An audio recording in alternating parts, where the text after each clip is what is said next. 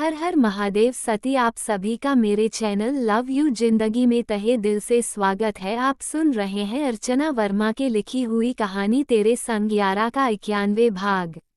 परीक्षित के आने की खबर सुनकर पूरे परिवार के अंदर गुस्से की लहर दौड़ गई थी। अभिनव जी उससे बात करने के लिए उठकर खड़े हुए तो पलक भी उनके साथ खड़ी हो गई। आप रहने दीजिए पापा, मैं खुद उससे बात करूंगी। आखिर मुझे भी तो पता चले कि वह चाहते क्या है।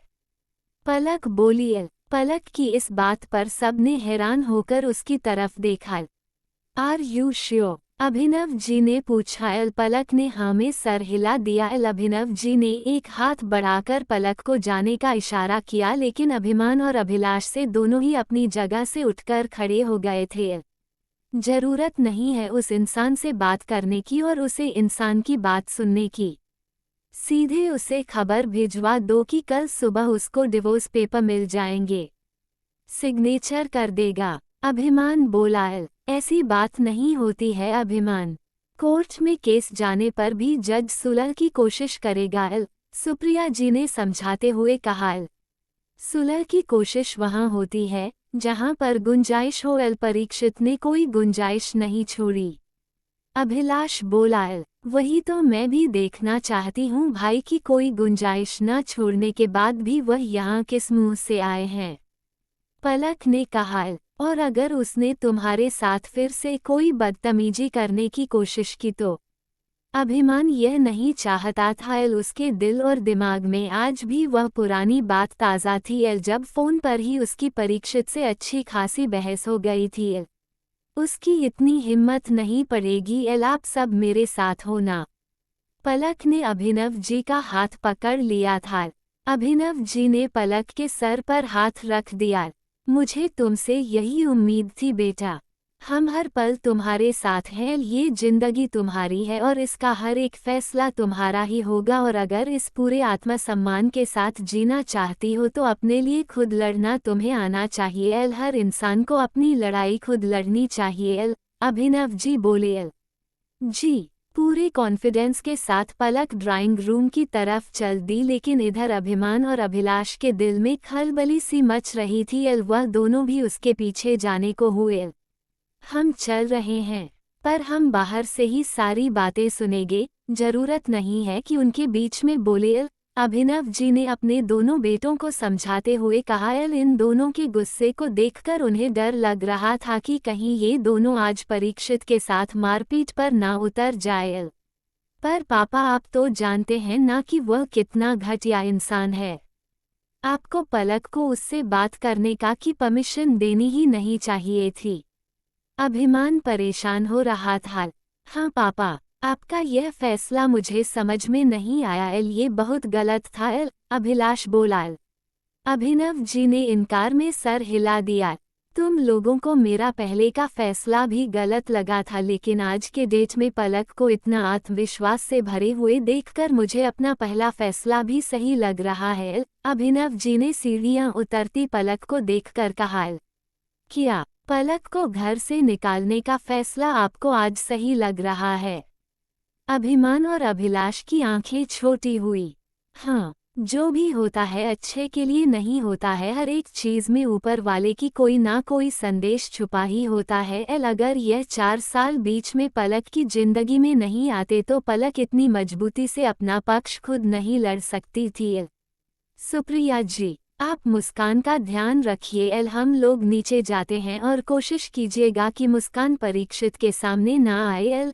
इतना कहकर अभिनव जी अपने दोनों बेटों के साथ ड्राइंग रूम की तरफ चल दिए, जहां परीक्षित के सामने पलक खड़ी थी।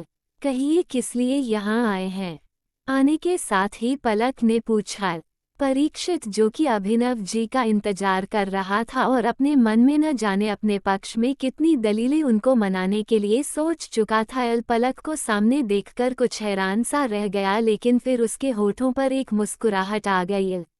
वो गौर से पलक के चेहरे की तरफ देखने लगा। कुछ भी तो नहीं बदला था यहाँ पर।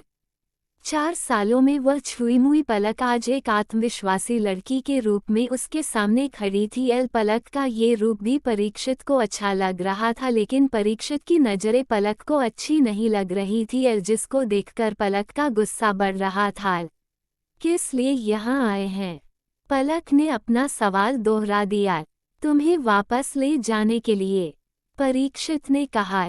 उद्धरण चिन्ह, वापस ले जाने के लिए। पलक के होठों पर एक तीखी मुस्कुराहट फैली। हाँ, मैं मानता हूँ पलक कि मैंने उस दिन गलती की थी। इस चीज़ को समझने में मुझे काफ़ी समय लगा, पर अब मैं वापस आ गया हूँ। प्लीज़ पलक, घर चलो। हम घर पर चलकर सारी बातें करेंगे, परीक्षित बोला। शायद आप भूल रहे हैं कि मेरी एक बेटी भी है, जिसे आपने अपनाने से इनकार कर दिया है। अपनी दोनों बाहों को अपने सीने के आसपास लपेटे हुए पलक ने कहा। पलक की बात सुनकर परीक्षित के चेहरे पर एक नागवारी सी लकीर खींची थी, जिसको उसने आंखें बंद करके छुपाने की कोशिश की थी, पर पलक की आंखों से छिपी नहीं थी, क्योंकि आज पलक पूरे कॉन्फिडेंस के साथ उसके चेहरे पर नज़र जमाई खड़ी थी। कहाँ ये लड़की एक बार में भीगी बिल्ली बन जाती थी, आज शेरनी बनकर सामने खड़ी है। खैर, जो भी हो, ये कॉन्फिडेंस भी इसके चेहरे पर जम रहा है। परीक्षित ने अपने गुस्से को मन ही मन दबाते हुए सोचा। हम बैठकर बात करें, परीक्षित ने उसे अपने पास सोफे पर बैठने का इशारा किया। पलक को कुछ समझ नहीं आ रहा था कि वह क्या करे। इस इंसान को देखकर उसे हद से ज़्यादा नफरत महसूस हो रही थी, लेकिन वह इस नफरत को खुलकर जाहिर भी नहीं कर सकती थी। कुछ तो चीज़ अभी तक उन दोनों के बीच में बंधी हुई थी, शायद एक शादी का रिश्ता था जिसे परीक्षित ने तो कभी नहीं माना था, लेकिन पलक अभी भी ईमानदारी के साथ इसे धो रही थी। लेकिन कब तक रिश्ते अगर एक तरफ से निभाए जाए तो वह बोझ बन जाते हैं, और कुछ ना कुछ तो इस रिश्ते का भविष्य होना ही था।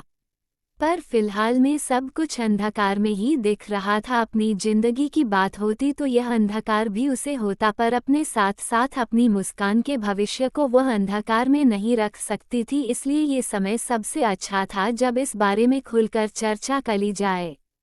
आखिर क्या बात करने आया था परीक्षित, जानने के लिए बने रहे अगले भाग तक। तब तक के लिए वीडियो को लाइक और चैनल को सब्सक्राइब करना मत भूलिएगा। खुश रहिए, स्वस्थ रहिए, मस्त रहिए और यही यूट्यूब पर मिलते रहिए। मिलते हैं अगले भाग के साथ। हर हर महादेव।